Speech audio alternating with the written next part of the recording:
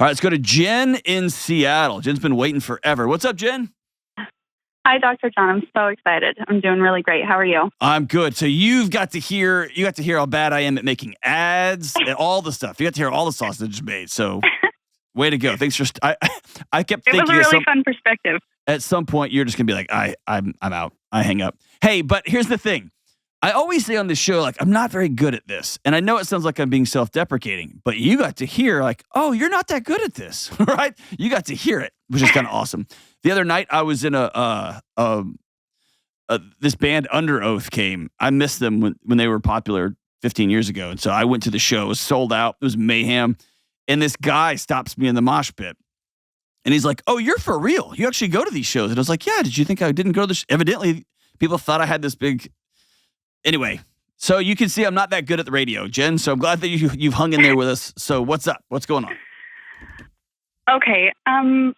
So my husband and I have been together since we were 16. We are both 34 now. Gross. Was it like Dawson's Creek? Like, I don't want to wait. How'd y'all meet? No, in junior high. And so, yeah, he came into my school in 8th grade, and we were sort of like just saw each other. You know how awkward middle school, junior high is. But the new boy came, and you were like, dee-doo, like sights lasered in? Just right off the bat. He was really nice to his little sister, who that really made me fall in love with him. Did you have braces? What's that? Did you have braces? I did. Oh, so great. Like, it's so amazing. I always wanted like a childhood crush that became my lifelong love. Didn't work out that way for me, but congratulations. Okay.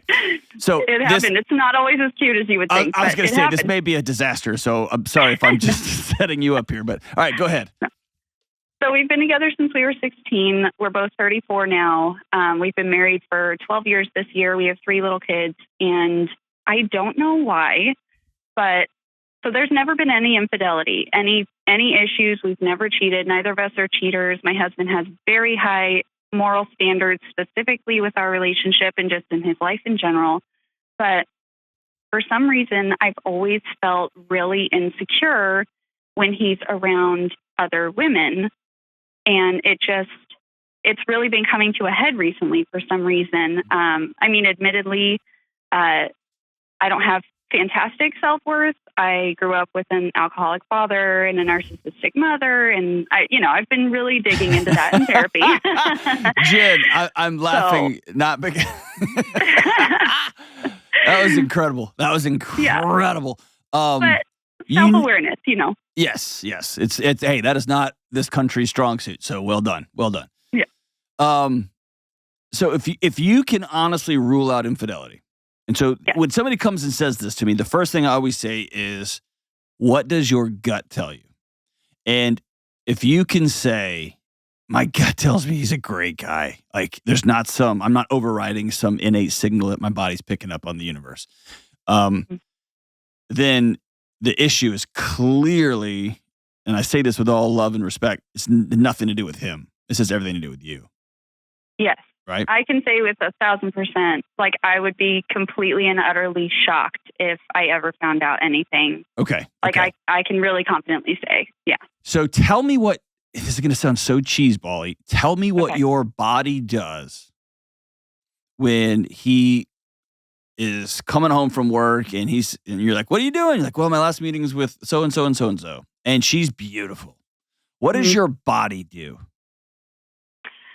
Oh, well, I can feel the physical symptoms of the anxiety. Like my body gets really shaky and my heart starts racing and all the thoughts start going that I'm trying to just keep the lid on that jar. And what are the I'm not thoughts? Always super good at keeping the lid on the jar. What are the thoughts? She's, I'm a stay-at-home mom. I run our business. We run our business together, actually. And so I run our business and I've been a stay-at-home mom. My oldest is going to be 10 this year. And I just don't put in the effort I used to because I'm here all the time. And so I'm that mean? What does that mean? What does that mean? You don't put in the effort in what? In looking pretty, in being all my ripped? Appearance.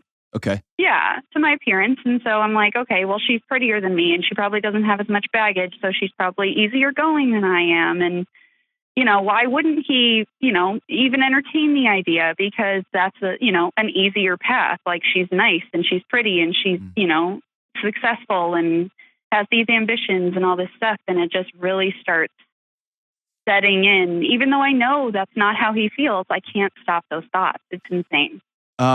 It's not insane. The good news is your body's working great. The bad news is it's running an old script. Mm-hmm. Okay.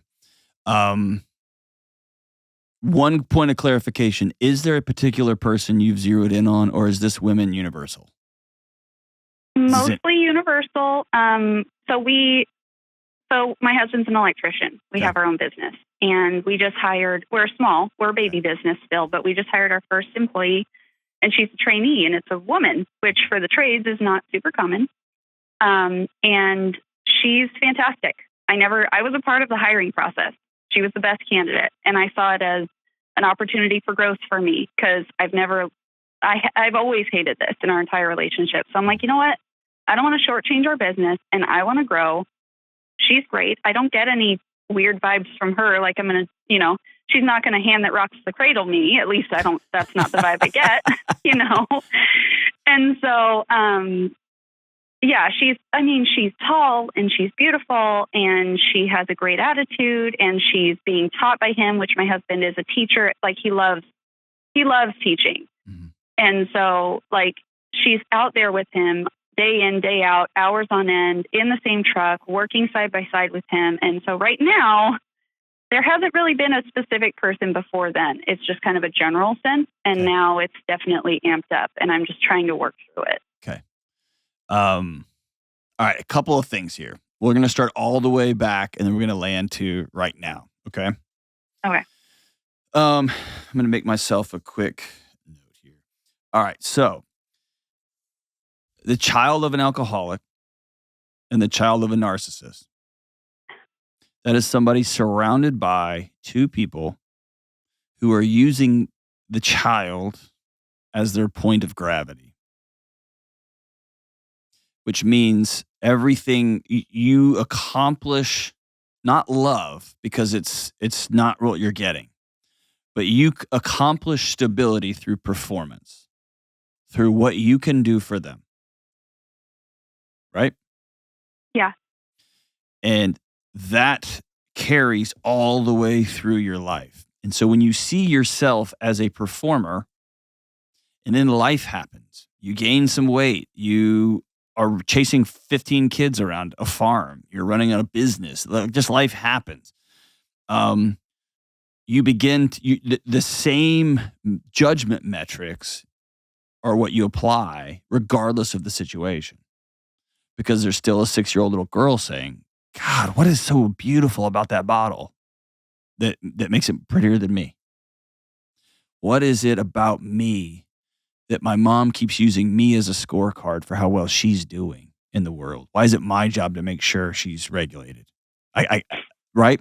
And so you take that scorecard because your mom and dad were supposed to be the only two people on the planet that didn't do that, and they did. Our teachers do it. Our coaches do it. Our friends do it. That's life. Our bosses do it. That's life. But not mom and dad. Not them two. Yeah. And they said, if you're going to be in a relationship with us, this is how you're going to dance. And you took that card and you tattooed it on your heart. And now you're a mom, you're a business owner, you're a wife, you're a best friend, and you're trying to use that same card. So, here, I'm trying to think of like a non-lame example, but let me think of like a baseball player. I'll use a baseball player from my childhood. Craig Biggio came in. He was a catcher, but he was really, really fast coming in when I was a little kid. He played for the Astros. And so in a couple of years, they moved him from being a catcher to being a second baseman to preserve his legs. And then he played forever. And over the course of history, he got stronger and he got I call it his dad's strength, his start the lawnmower with one pull. And he stopped being judged on how fast he was. He started being judged on how he could get clutch hits, how he never missed ground balls, how he was a great teammate. And then as even the physical, it became he's a clubhouse leader. We're going to keep him on a few more years, even though his skills have diminished, because he's leading these young folks. And so the metric by which they judged him continued to change and evolve with him, because that it makes rational sense. But kids who grew up in traumatic households stamp themselves with one scorecard. Okay. So you are going to have to learn to teach yourself, and you're going to have to be honest and open with your husband and teach him. I've got to learn a new way of seeing myself in the world. And it used to be as a performer. And here's what's going to be hard. Half of his life, you've been a performer too. Right. And that means you may have agreed to things in the bedroom that you weren't super down with, but you want to be the cool wife. And you may be doing things with kids that you don't really love, but he wants you to do it. And so it's like, okay, it's going to change the dynamic of your house as you begin to develop autonomy and say, here's what I want, here's what I need. That's why both of you are going to have to commit to, okay, the marriage as we knew it, we're going to put a period at the end of that. It got us this far. It can't move forward, or it's going to implode, because I can't continue to score myself with these same metrics that I used when I was 7 and that my mom and dad who were sick used on me to be the wife and the mother and the business owner that we need to be moving forward. Does this make sense? Yeah. Okay. Yeah. And I think this is me. It's going to be very unpopular with the internet crowd. So do not read the YouTube comments. Actually, you can read them because they're going to be about me. I do think y'all are playing with fire. Okay. I think there's something to be said for some accountability. Or let me put it this way. I would not be comfortable hiring a single female to drive around with me for 9 hours a day, just us two, working side by side for the future, for 100 different reasons. And I trust myself. Right. I don't know what she's going to say. I don't know what someone's going to accuse us of. I don't know what impact this is going to have on my wife. I don't know what this is going to impact it's going to have on my business. I don't know any of those factors. And I get that there's an innate, I don't want to call it sexism, but I don't want to ever want gender to, I want to hire the best person for the job, right? So it may be that in this season, we're going to hire 2 people. We're going to hire 2 people. And it's going to cost us a little more money, but it's going to be worth it in the long run. And if we take a hit for a couple of years and train them up right, and how we're going to take care of customers and the kind of quality of work we do, then it's going to expand your employee base. But I think there's a both and here, okay? I want you to know you're not insane, okay? Nobody, well, that's not true. Very, very, very few happily married people wake up one day and they're like, I'm going to go have an affair. That's just not how it happens. The number one reason people have an affair is access. It just happens.